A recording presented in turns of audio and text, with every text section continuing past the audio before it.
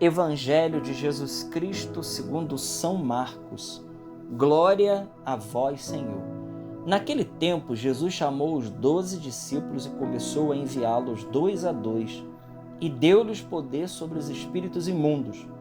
Ordenou-lhes que não levasse coisa alguma para o caminho, senão somente um bordão, nem pão, nem mochila, nem dinheiro no cinto, como calçado, unicamente sandálias, e que se não revestiste de 2 túnicas. E disse-lhes: em qualquer casa em que entrardes, ficai nela até vos retirardes dali. Se em algum lugar não vos receberem, nem vos escutarem, saí dali e sacudi o pó dos vossos pés em testemunho contra ele.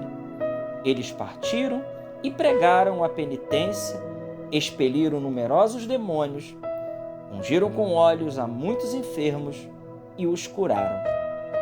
Palavra da salvação. Glória a vós, Senhor. Queridos irmãos, 1º de fevereiro, quinta-feira, o evangelho de hoje, que nós acabamos de ler aqui, São Marcos capítulo 6, versículos de 7 a 13, vai falar da missão dos apóstolos, que também é a missão de cada um de nós. É interessante que o texto do Evangelho diz que Jesus ele enviou de 2 a 2. Isso aqui tem um sentido profundo para cada um de nós. Então, o texto de hoje é para aqueles que se sentem enviados por Deus. E por que 2 a 2?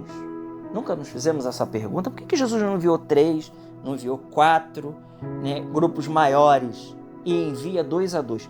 Bom, São Gregório Magno, ele vai nos dar aqui uma pista e vai nos dizer.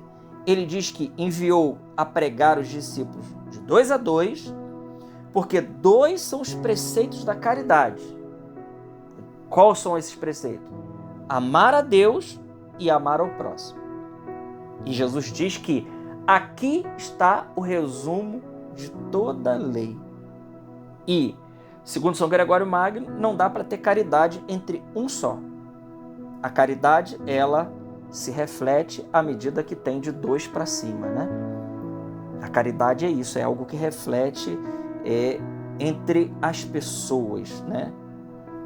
Então, ele diz que aquele que não tem caridade, ele também não deve ter o ofício de pregar.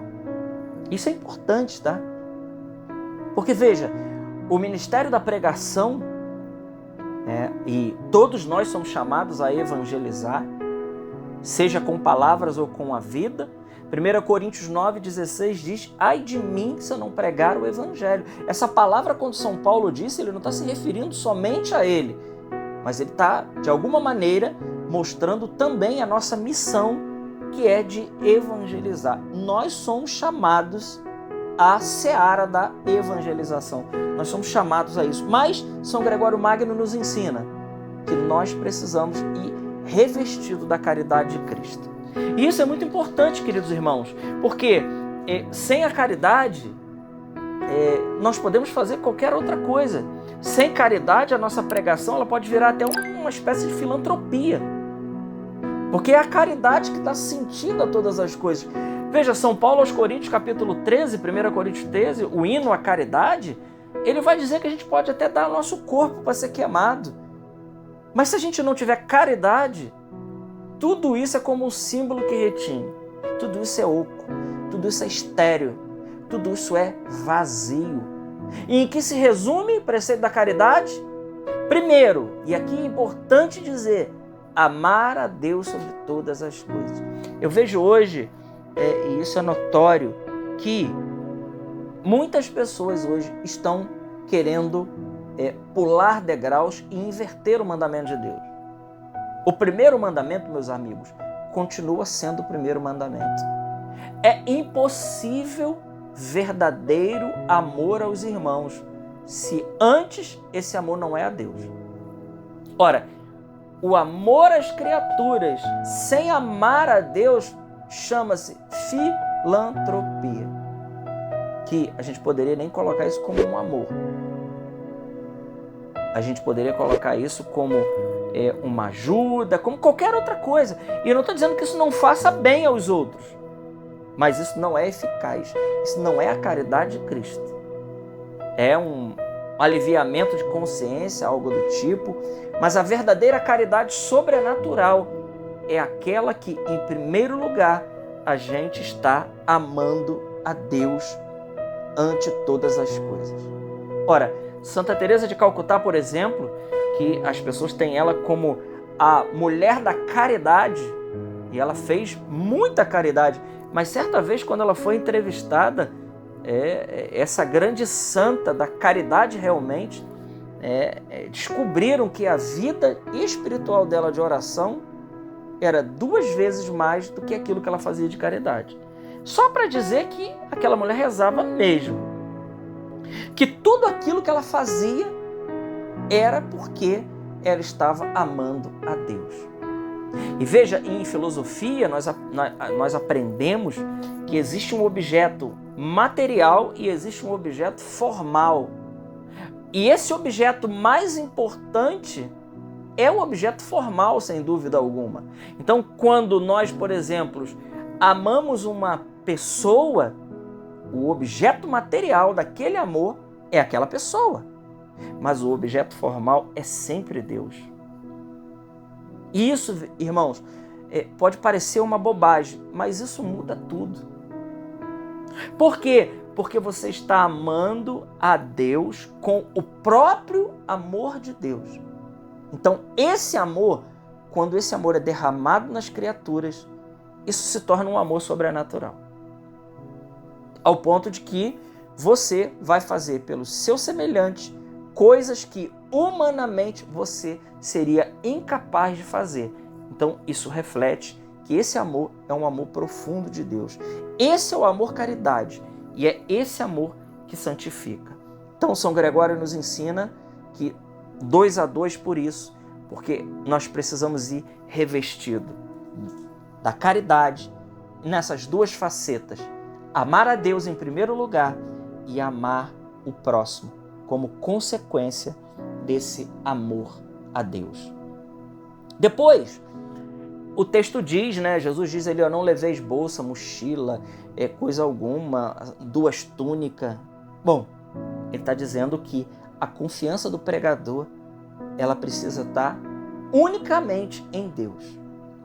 Essa confiança, ela precisa ser grande e ela precisa estar unicamente unida a Deus.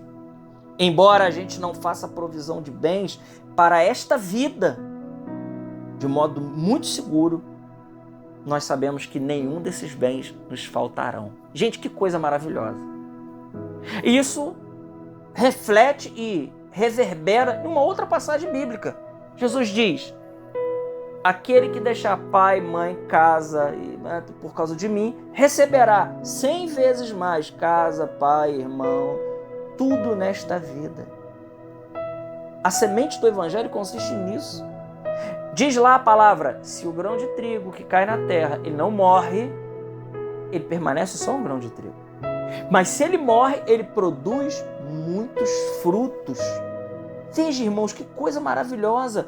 Então, a segunda missão do pregador, a segunda missão daquele que é chamado a evangelizar, é ele saber que a sua confiança total e primeira é em Deus. E ele sabe que as coisas temporais, ele está muito seguro de que isso não irá nos faltar.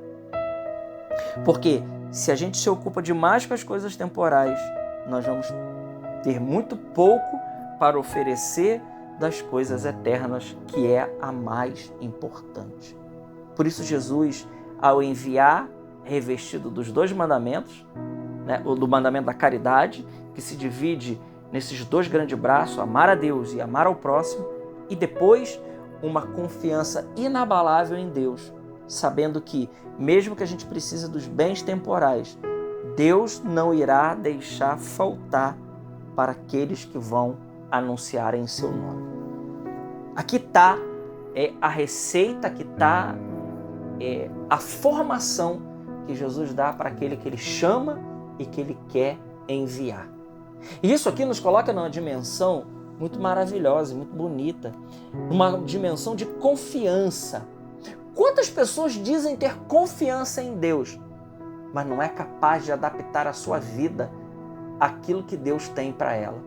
Quantos são os convites que nós recebemos de Deus, hein? Eu estou falando convite de Deus. Eu estou falando convocações, verdadeiras convocações de Deus. E simplesmente a gente diz, eu não tenho tempo. Eu preciso trabalhar, eu preciso fazer isso, eu preciso fazer aquilo, e eu não tenho tempo. Ora, São José Maria Escrivá diz, quando você tiver ordem na sua vida, você terá tempo para todas as coisas. Isso mostra que há também em nós um desequilíbrio, uma falta de disciplina para que a gente possa organizar a nossa vida e deixar que Jesus conduza plenamente o seu chamado e a sua missão na nossa vida. Glória ao Pai, ao Filho e ao Espírito Santo, como era no princípio, agora e sempre. Amém. Salve Maria Imaculada.